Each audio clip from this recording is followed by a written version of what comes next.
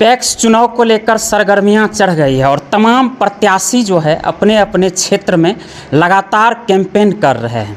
इसी बीच सुपौल के बैरिया पंचायत के एक भावी प्रत्याशी हमारे साथ में हैं और आप दिखाना चाहिएगा, इनके तमाम कार्यकर्ता जो हैं साथ में हैं और अभी ये लोग क्षेत्र भ्रमण करके आए हैं और जो प्रत्याशी हैं सर हमारे साथ में हैं।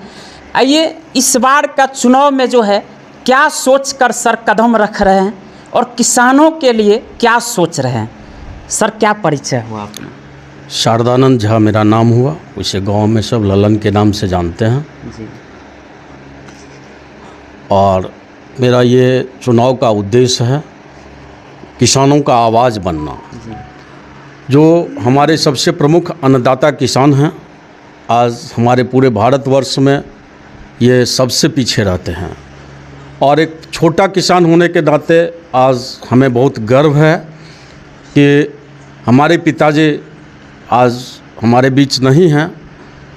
उन्होंने इंदिरा जी जिस समय देश की प्रधानमंत्री थी उस समय भी सुपौल ज़िला के किसान के प्रतिनिधित्व किए थे केंद्र में जाके, और किसानों का दर्द मैं भली भांति जानता हूँ। किसानों के हर दर्द के साथ किसानों का जो शोषण खाद बीज में हो रहा है इसके विरुद्ध मैं यह चुनाव लड़ने के लिए उतरा हूँ और मेरा प्रमुख उद्देश्य होगा कि अन्नदाताओं का हर समस्या मेरा समस्या होगा, अन्नदाताओं का आवाज़ बनूं। अच्छा सर, कौन सा पंचायत से आप चुनाव लड़ रहे हैं? बैरिया पंचायत है जिससे मैं चुनाव लड़ रहा हूँ। बैरिया पंचायत में सर जैसे कि लोगों को भी जानकारी होगी, चूँकि क्षेत्र जो आता है, बात कर लें अगर क्षेत्र की, तो आपका कौन कौन सा क्षेत्र आ जाता है? कितना वार्ड है बैरिया पंचायत में? कुल 16 वार्ड है, 7 गांव है।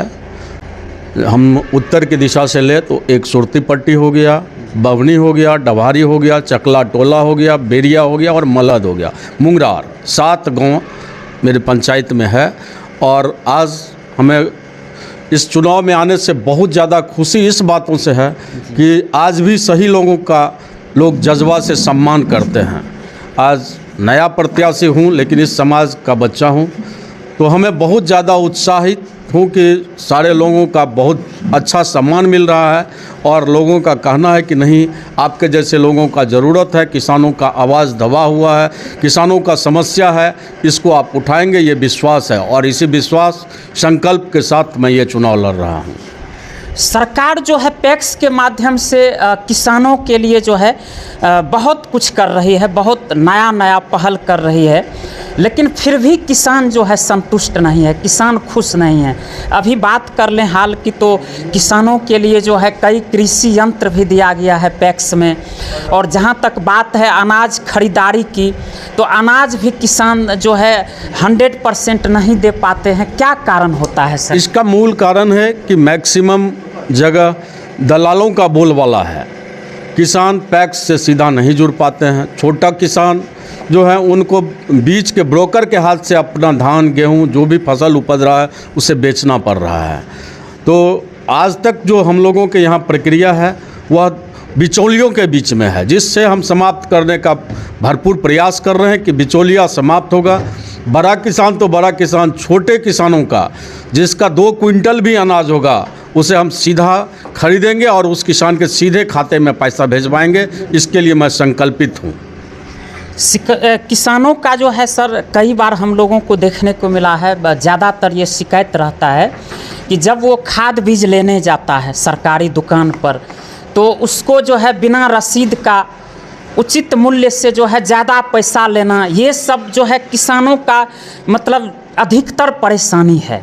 तो आपको क्या लगता है सर, किस तरह से सुधार होना चाहिए? खाद बीज किसानों का मूल परेशानी है और मेरा प्रयास होगा कि किसान के घर तक खाद बीज पहुँचे। आज तक हमारे पंचायत में एक भी रजिस्टर्ड दुकान नहीं हुआ जो पैक्स के द्वारा होना चाहिए। मेरा पहला प्रयास होगा कि अधिक से अधिक किसानों के घर तक चौक चौराहे पर खाद की दुकान हो, जिससे किसानों को अधिक से अधिक लाभ मिल सके। होता क्या है कि मानिए अब सुपौल से कोई किसान खाद ले रहा है, उसको 50 रुपया खर्च लग रहा है ले जाने में, अगर उसके घर तक है तो 10 रुपया में उसके घर तक पहुंचेगा। तो मेरा ये प्रयास होगा कि नज़दीक के बाज़ार में, नज़दीक के चौक पे किसानों को खाद उपलब्ध कराना, वहाँ दुकान दिलवाना, जो उसका प्रोसेस है उसमें हम लोग अग्रसर रहेंगे। अभी सर क्या रिस्पांस मिल रहा है? लगातार जो है घूम रहे हैं और पहली बार जो है आपको बता दें, हम लोग कई जो है पैक्स कैंडिडेट से बात किए, मिले, लेकिन इतनी बड़ी संख्या में जो है लोगों का जो है हुजूम, साथ में कार्यकर्ताओं का जो है साथ मिलना पहली बार देख रहे हैं। कैसा लग रहा है सर जब क्षेत्र में जा रहे हैं? क्षेत्र में जाने से हर दिन उत्साह बढ़ रहा है और सबसे बड़ी आज तक के चुनाव में, चाहे वह पंचायत चुनाव हो या कोई बड़ा चुनाव हो, सबसे अधिक गर्व हमें इस बात की है कि हमें एक जन समर्थन मिल रहा है। मेरा कोई खर्च नहीं होता है, सारे लोग अपने एनर्जी से सुबह सुबह हमको फ़ोन करते हैं कि अरे समय हो गया निकलना है। मैं जनता का आभारी रहूँगा। ये ऋण मैं इस जन्म क्या पूर्व जन्म भी नहीं चुका पाऊंगा, जो साथ हमें जनताओं का मिल रहा है, जो आशीर्वाद किसानों का मिल रहा है। बहुत किसानों का जो है ना अभी तक वोटर लिस्ट में नाम नहीं जोड़ा गया है। इससे क्या होता है कि बहुत किसान लोग जो है अपना बहुमूल्य मत जो है वो देने से वंचित रह जाते हैं। तो इसके लिए क्या सुधार होगा? कैसे सबका नाम? सबसे पहले तो ये एक बहुत ख़राब हमारे यहाँ ट्रेड चला हुआ है कि जो पूर्व के अध्यक्ष होते हैं उन्होंने अपने हिसाब से समाज को जाति में बांटते हैं कि इस जाति से हमें ज़्यादा मत मिल जाएगा, इस समाज से हमें ज़्यादा मत मिल जाएगा, जिसका दुर्भाग्यपूर्ण उदाहरण बड़िया पंचायत है कि आज हमारे यहाँ जातिगत अनुसार मत को बढ़ाने का काम किया गया, आम लोगों का मत नहीं बढ़ाया गया।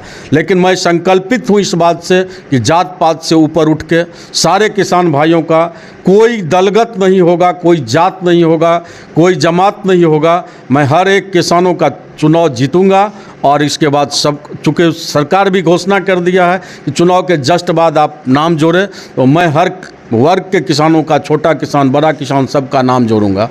इसके लिए मैं तत्परता से काम करूंगा।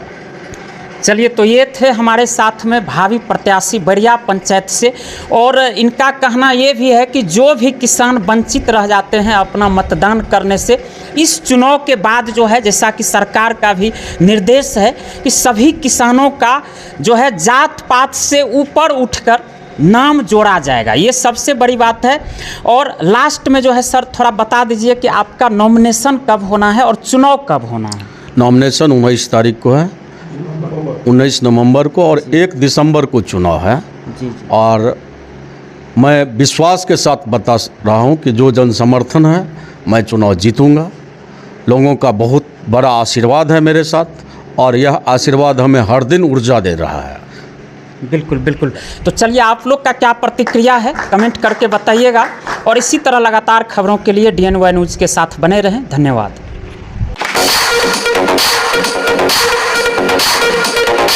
We'll be right back.